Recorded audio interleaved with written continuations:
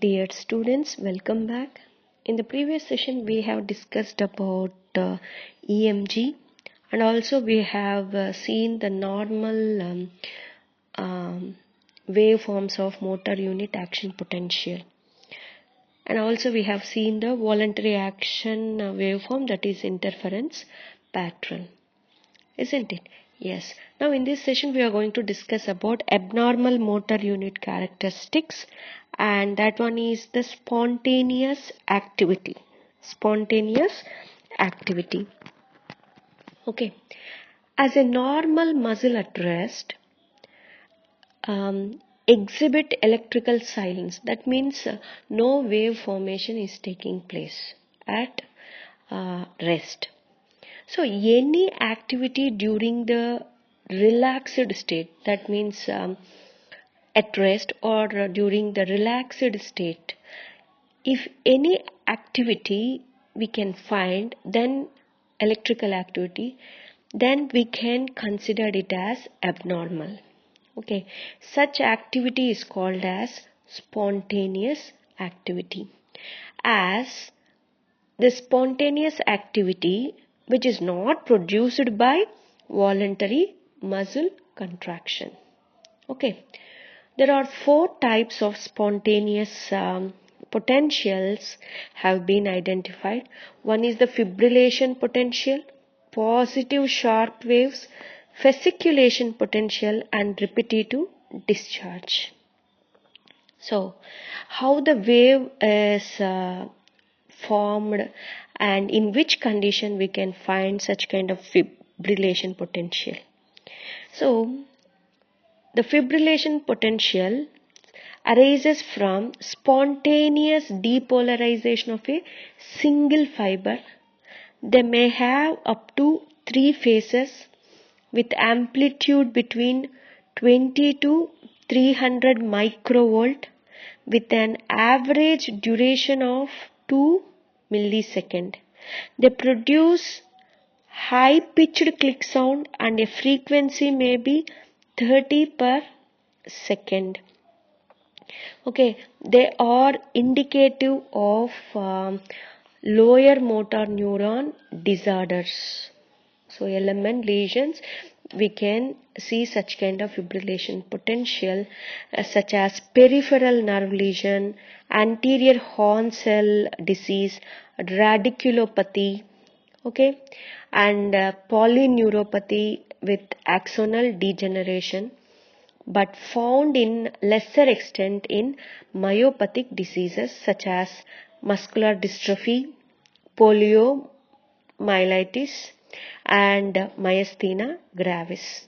Okay, so mainly we can find this fibrillation potential at the element disorders.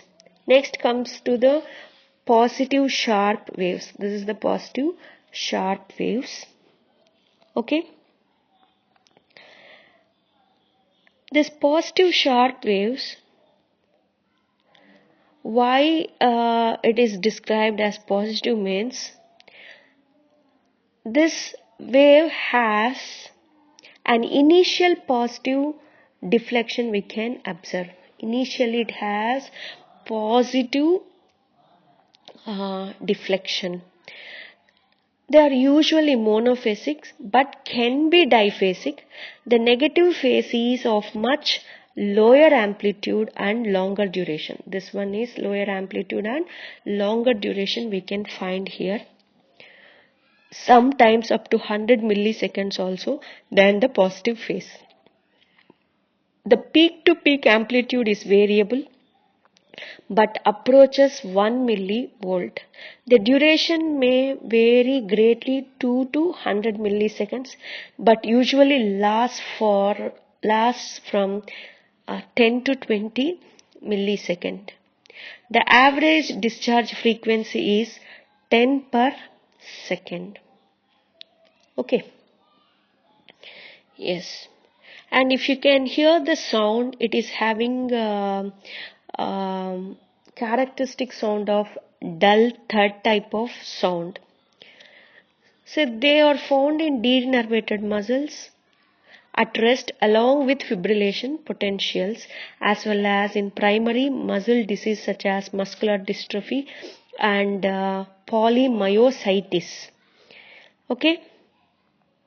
So evidence also suggests that positive shock waves and fibrillation potentials are also found in some kinds of UMN lesion. Okay.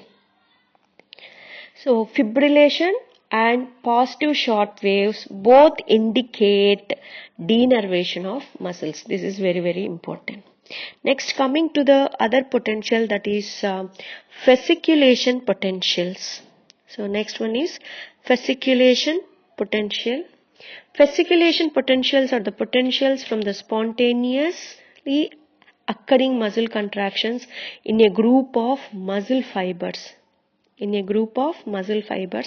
They are spontaneous potentials seen with irritation or degeneration of the anterior horn cells, compression of nerve root, as well in muscle spasms or cramps.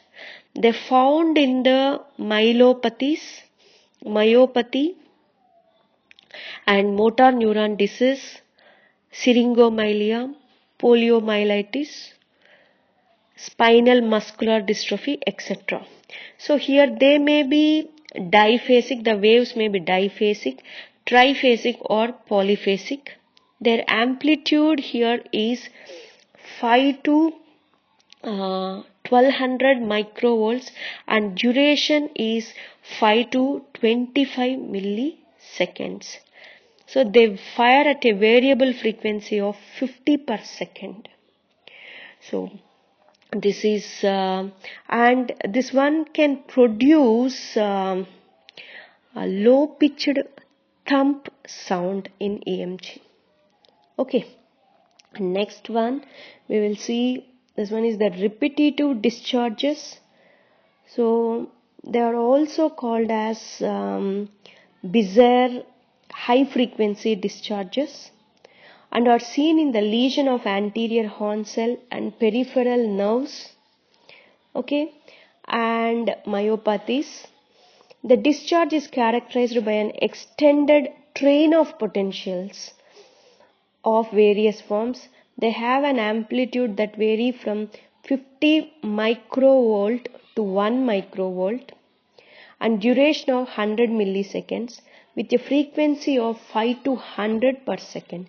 These discharges, which have variation of the amplitude in the waxing and waning fashion, are typically seen in myotonia, and the sound heard like a dive bomber.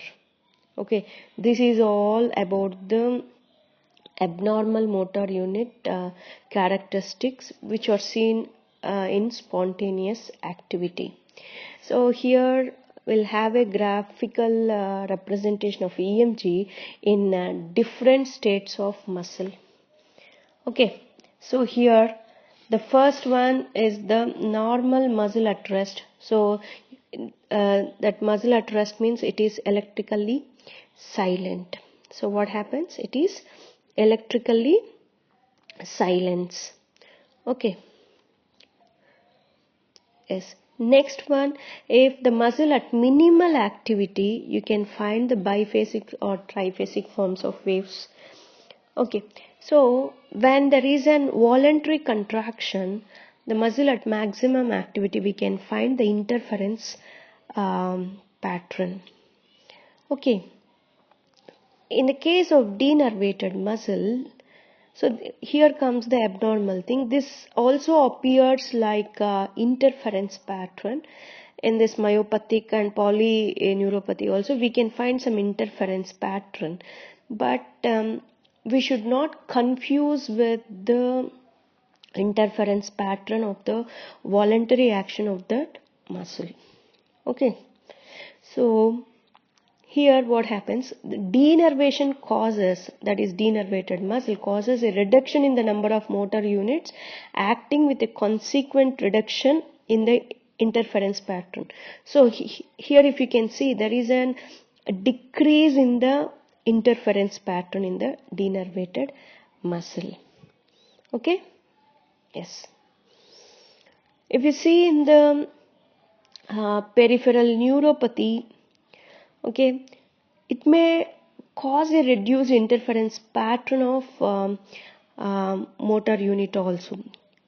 Okay, with increased polyphasic units on volition as well as abnormal spontaneous potentials. Myopathy causes a loss of individual muscle fibers. There is no reduction in the total number of motor units at first, but a reduction in the interference pattern which occurs later in the disease. Okay, so these are all the graphical representation of EMG in different states of muscle. In the next session, we are going to discuss about nerve conduction tests. Thank you.